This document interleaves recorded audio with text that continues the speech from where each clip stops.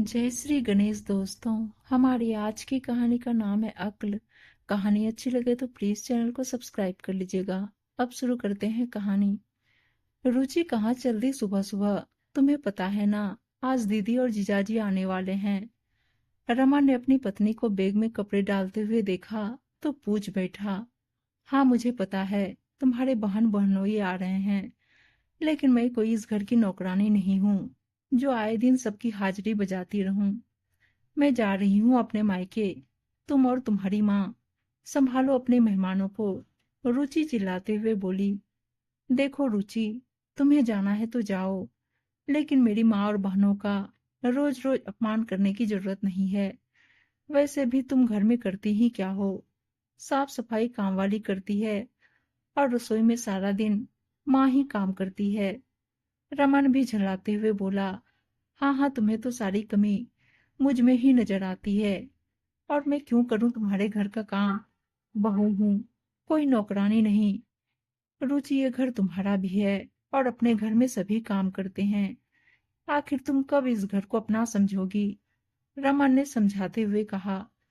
लेकिन रुचि बिना कुछ सुने बैग उठाकर चल दी। रमन बहुत परेशान हो चुका था। रुचि की इस आदत से शादी का 1 साल हो चुका था। रुचि ना तो घर के काम करती थी और ना ही किसी से सीधे मुंह बात करती थी। फिर भी हर वक्त एहसान जताती रहती थी कि जैसे रमन से शादी करके ही उसने उसके और उसके परिवार के ऊपर एहसान कर दिया।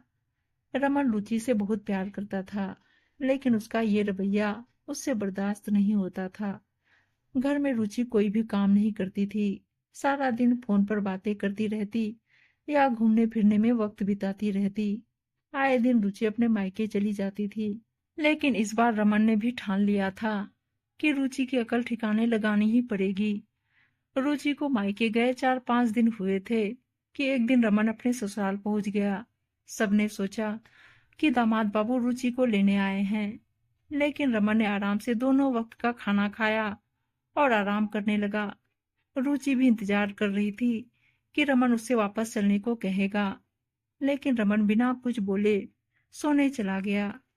रुचि के मम्मी पापा भी दामाद को इस तरह देखकर हैरान थे, क्योंकि रमन कभी ज्यादा देर रुकता नहीं था। सुबह भी रमन आराम से देर से उठा और छत पर टहलने लगा। चाय नाश्ता करके फिर आराम से टीवी देखने लगा। दूसरे दिन भी जब रमन ने वापस जाने की बात नहीं कही तो रमन की सास से रहा नहीं गया और वो बोल पड़ी, दामाद बाबू, आपको काम पर नहीं जाना क्या? पहले तो हमेशा आप जल्दी में रहते थे, लेकिन इस बार। मम्मी जी, वो मेरी नौकरी छूट गई है। माँ भी 2 महीने के लिए मामा जी के यहाँ गई है। अब मेरी पत्नी भी यही है, तो मैंने सोचा मैं भी यहीं आ जाता हूँ। मम्मी जी, आपको मेरे यहाँ रहने से कोई परेशानी तो नहीं? रमन बड़ी सहजता से बोला। रमन की नौकरी छूटने की बात सुनकर रुचि और रुचि की माँ दोनों सकते में आ गई। रुचि तो रोने लगी कि पहले ही रमन मेरे खर्चों पर कंजूसी करता था, तो अब तो वो मुझे बिल्कुल भी पैसे नहीं देगा। ऐसे बेरोजगार आदमी के साथ मेरा गुजारा कैसे होगा? अगले दिन रमन के ससुर जी ने रमन को समझाते हुए कहा, दामाद बाबू, आपकी नौकरी छूट गई है, तो इस तरह हाथ पर हाथ धरकर बैठने से काम थोड़े ही चलेगा। आपको दूसरी नौकरी ढूंढनी चाहिए। आखिर परिवार चलाने के लिए काम तो करना ही पड़ेगा। पापा जी, लगता है आपको मेरा यहाँ रहना अच्छा नहीं लगता। अरे आखिर ये मेरा ससुराल है, यहाँ रहकर मुझे काम करने की क्या जरूरत है? वैसे भी मैं बहुत थक गया हूँ काम करते करते। कुछ महीने आराम करना चाहता हूँ, जैसे आपकी बेटी अपने ससुराल में आराम से रहती है। रमन की बात सुनकर रुचि के पिता बिफरते हुए बोले, दामाद बाबू, हमें पता नहीं था आप इतने कामचोर और निठल्ले हैं। नहीं तो हम अपनी बेटी का हाथ आपके हाथ में कभी नहीं देते। ऐसा निठल्ला दामाद हमें नहीं चाहिए, जो हमारी बेटी की जरूरतें भी पूरी नहीं कर सकता। क्यों ससुर जी? दामाद कुछ महीने काम धंधा छोड़कर आराम से अपने ससुराल में नहीं रह सकता, तो आपकी बेटी बिना कुछ किए हक जमाकर अपने ससुराल में कैसे रह सकती है? आपको निठल्ला दामाद नहीं चलेगा, तो मेरे परिवार में निठल्ली बहू कैसे चलेगी? रमन की बात सुनकर सारे घरवाले एक दूसरे का मुंह ताकने लगे। रुचि भी शर्मिंदगी से नजरें झुकाए खड़ी रही। रुचि के मम्मी पापा को भी इस बात का एहसास हो रहा था कि अपनी बेटी की गलतियों को बढ़ावा देकर उन्होंने अच्छा नहीं किया।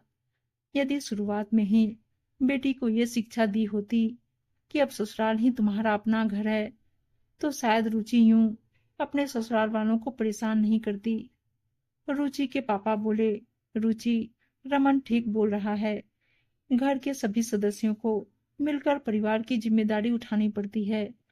तुम अगर बैठे बैठे सिर्फ हक जमाती रहोगी तो कभी किसी के दिल में जगह नहीं बना पाओगी।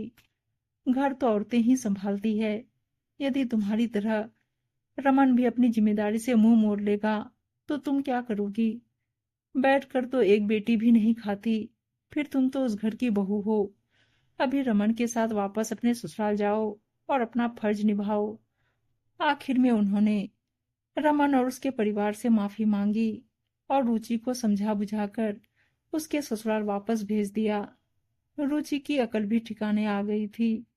उसे भी समझ में आ गया था कि बेटा हो या बहू, गृहस्थी की गाड़ी चलाने के लिए अपनी अपनी जिम्मेदारी उठाना जरूरी है, नहीं तो कहीं भी उसे इज्जत नहीं मिलेगी। उम्मीद है दोस्तों कहानी अच्छी लगी होगी, और अच्छी अच्छी कहानियां सुनने के लिए चैनल को सब्सक्राइब और वीडियो को लाइक शेयर जरूर कर दीजिएगा। धन्यवाद दोस्तों।